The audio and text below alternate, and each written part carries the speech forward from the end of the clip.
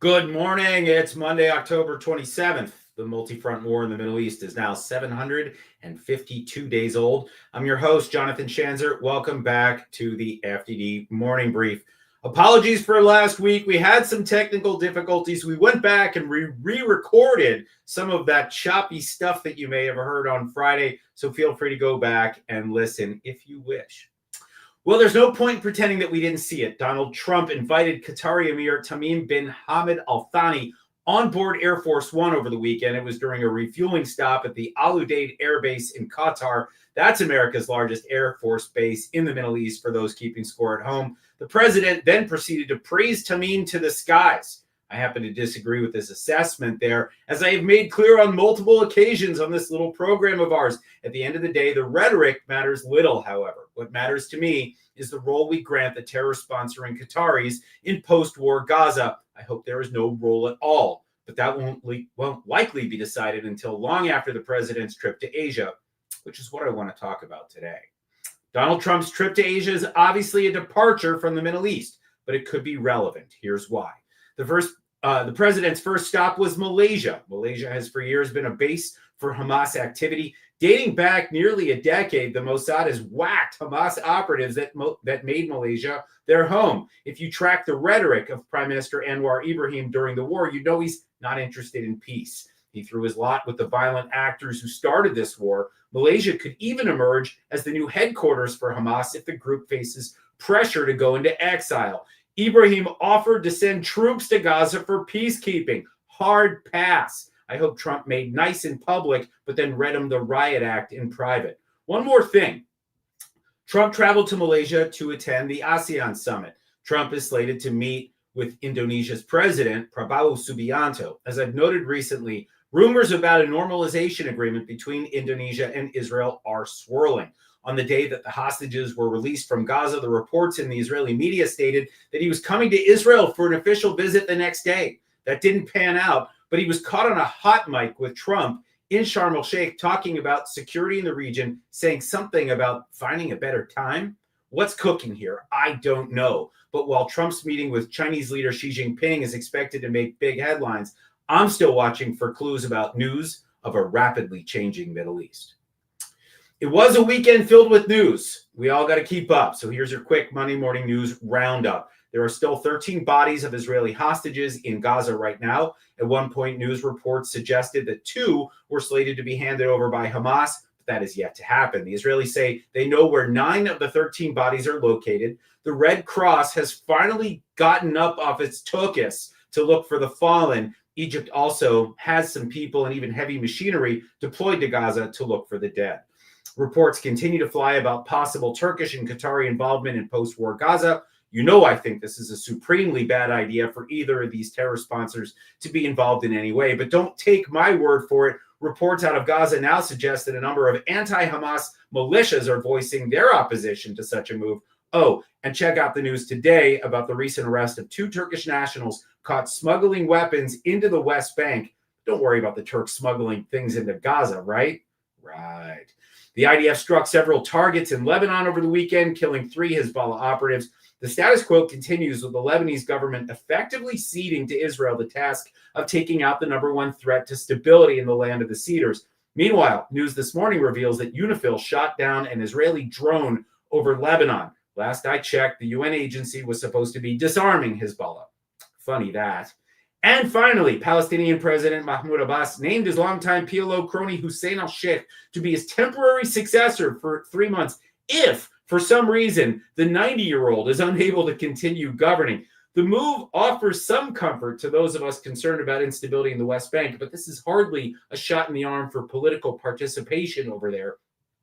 And for those keeping score at home, Abbas is now 15 years into his 4-year term, which began in 2005. Today's guest is Rob Satloff. He's the director of the Washington Institute for Near East Policy. He's a keen observer of the Middle East, and he happens to have been my first boss here in Washington when he tempted me to move to the swamp all the way back in 2002. He's got a lot to say about the region right now, and he also has some exciting things cooking on the academic front. So let's bring him on now. Welcome to the program, Rob Satloff. Good morning. It's nice to see you, John. Good to see you. All right.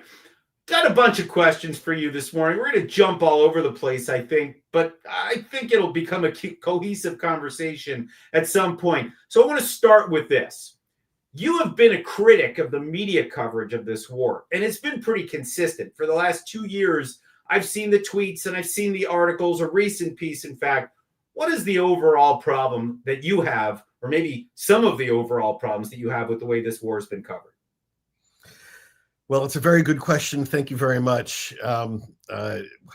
There's a basic structural problem that most major American media have trying to cover this war, which is a built-in instinctive sympathy with the perpetrators of the massacre of October 7th. We have seen this time and time again from major media.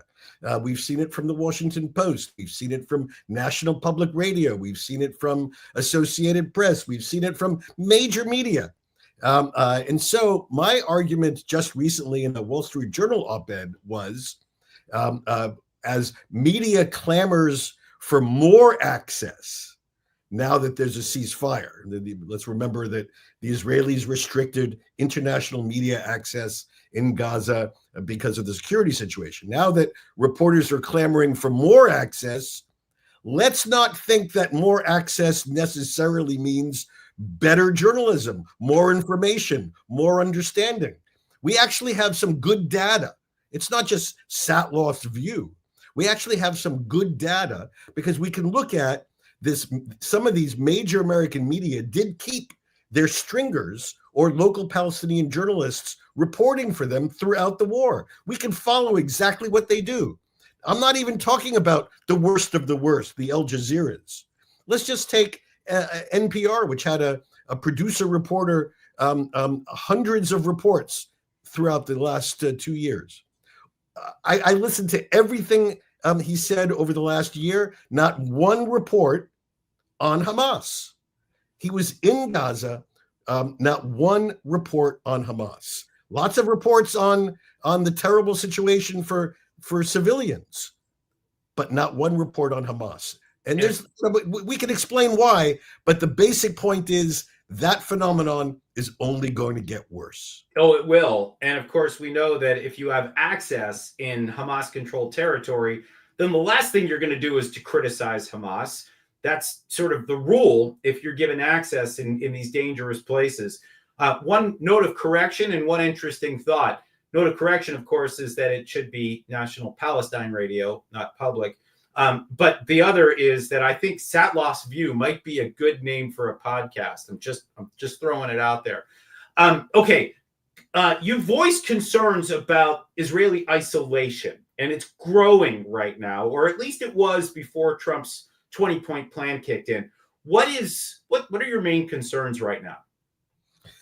So, look, the Israelis have faced a very uphill battle for the last 2 years. You opened the show with a reference to the Severn Front War. This is an amazingly difficult challenge that any country, a small country, has faced. Along the way in fighting this war, they lost a lot of friends.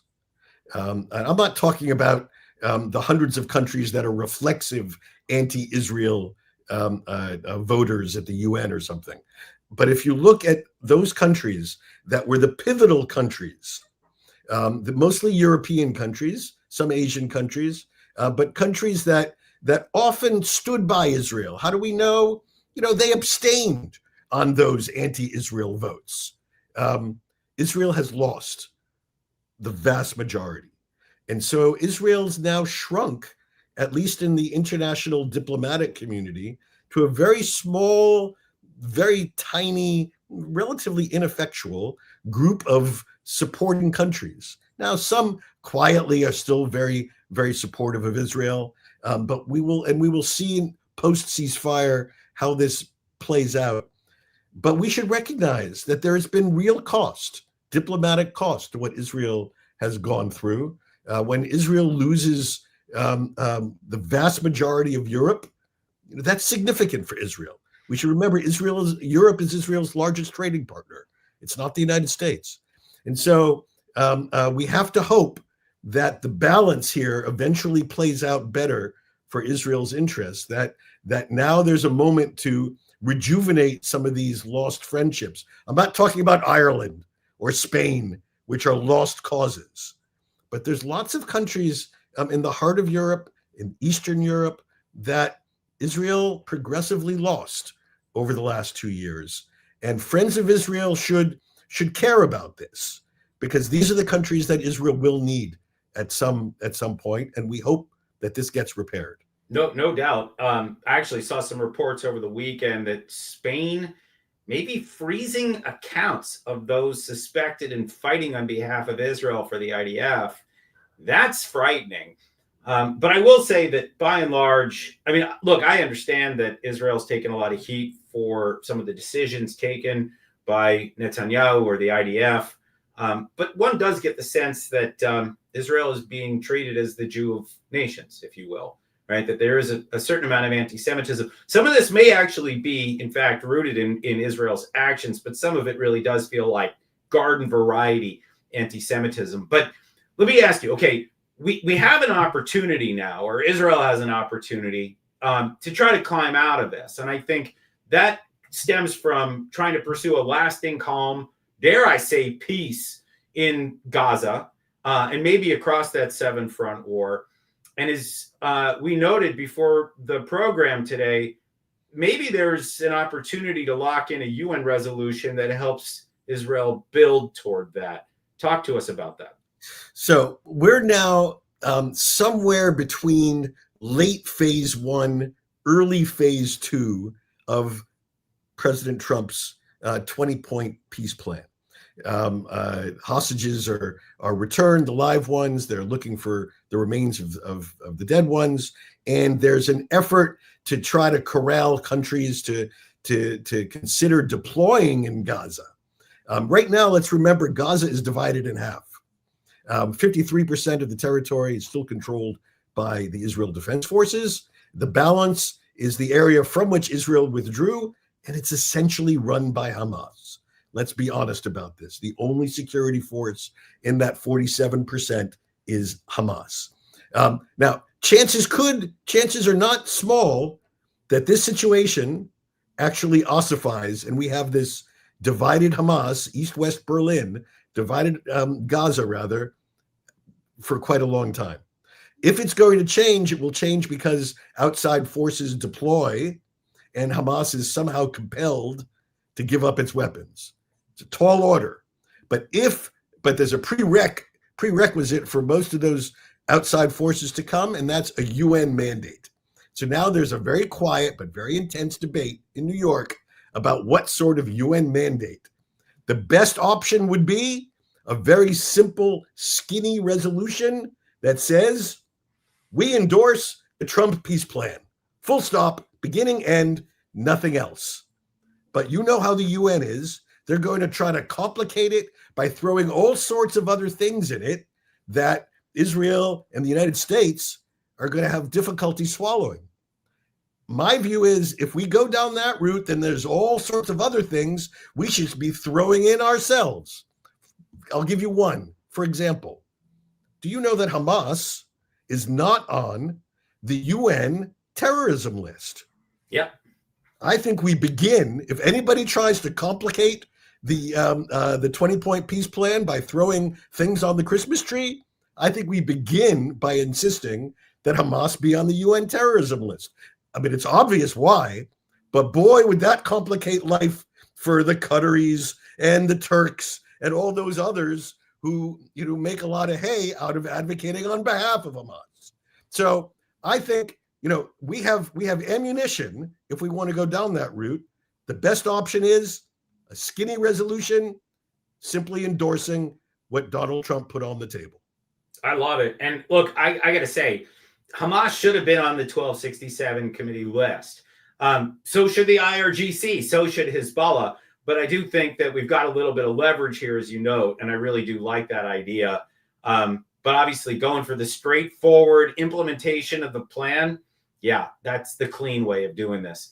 All right, I want to ask you about something else that I think is dogging Israel in terms of its ability to, I guess, rebuild some of those relationships that have been frayed throughout the war. And that is annexation of the West Bank, Judea and Samaria. What's going on there, and why are you concerned? So I've been a very vocal critic of the idea of Israel's annexation of the West Bank going back many, many years. And to me, it is the issue is very simple. I'm a 67 traditionalist. I believe that the bargain that was made following Israel's victory in the 1967 war still remains, from an American interest, the best way for the U.S.-Israel relationship to deepen, strengthen, and expand throughout and build peace in the Middle East. And what is that bargain? That bargain is Israel, according to the Security Council resolution after 1967, Israel is allowed to maintain control in the territories it occupied in that war unless and until the Arabs produce an adequate peace plan which secures and provides for recognized borders for the state of Israel. So far, that occurred in Egypt. It hasn't occurred anywhere else. And so Israel is allowed legally to maintain control of this territory. If Israel removes the option of peace by annexing the territory, it rips up that deal.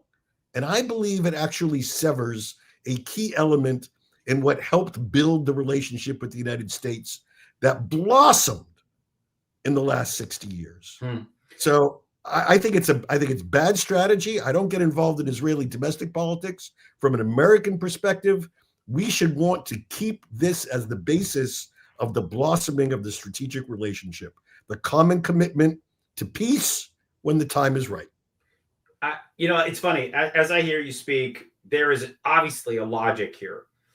But then there's also this question of, almost 6 decades later, how much longer does Israel hang on to this idea while chaos, is just all around? Especially, I got to say, I think from the Israeli perspective right now, there is a lot of concern about borders and depth, strategic depth. And I guess I'm saying I see both sides of it. I understand the need from, as you've just described, to try to get a deal done that solidifies that border and locks in a certain amount of security. But if this chaos continues, and I'm watching that border with Jordan in particular, as stuff continues to flood from Jordan into the West Bank, money, fighters, weapons, these Turks that were just arrested. This is not easy stuff. You gotta have a tough stomach for this, don't you? So I think you make a very important point on the security aspect, John. But there is no reason that Israel's current military control of the West Bank cannot adequately address any and all security threats that might emerge from the Eastern Front. The diplomatic political decision to change the legal status of the territory is a totally separate issue. And I have never heard a compelling argument as to how changing the legal status somehow affects the security challenge that you've just described. The IDF is there. The IDF can do whatever the IDF needs to do. There's no necessary connection between that and the legal status that would blow up what's left of Israel's international diplomatic situation. All right, well, I want to talk about Jordan for a minute. You're a scholar of Jordan. I believe, if I'm not mistaken, you wrote your PhD on Jordan. You still track the country. Doesn't get a lot of attention. We try to touch on it here and there on this program. But I've been watching some interesting things. The king over the weekend stated very clearly that nobody's going to want to go into Gaza until peace prevails or calm prevails. And that, of course, would probably entail Hamas being removed. I don't know if that's what he was after, but that's what he's at least, I guess, intimated. we've been watching the Muslim Brotherhood get purged in the country. Economically, things are pretty rough. What's your overall assessment of what's happening east of the Jordan River? So, yes, thank you for bringing up Jordan. It's a country where I've spent decades of focus and interest, and I did write my doctoral dissertation on King Hussein's early years on the throne back in the early 1950s. Jordan doesn't get a lot of attention. It is a small, strategically significant country surrounded by much larger, more influential countries. Everything you just said about Jordan, its economic problems, its challenge of the Muslim Brotherhood, it's all accurate. The short story of Jordan is it has lived now 100 years in the red. It has never been able to balance its books. It's an economically challenged country, to say the least. It is home to one of the highest percentages of foreign refugees in the country of any country in the world, and yet it survives. It has a certain way of doing business internally and with its neighbors. Every country around Jordan has an interest that Jordan survive, if for no other reason than they don't want to be the next door neighbor of some other country. Jordan is a classic buffer state that provides its neighbors with a reasonable sense of confidence.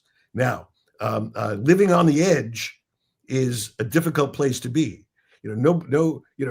Every high wire walker wants to die of old age, but it's not so easy when you live on the high wire your entire life. That's the story of Jordan. So all these problems are real. My sense is the Jordanians are stable, that they are grappling in typical Jordanian fashion with all these problems, but they are very serious.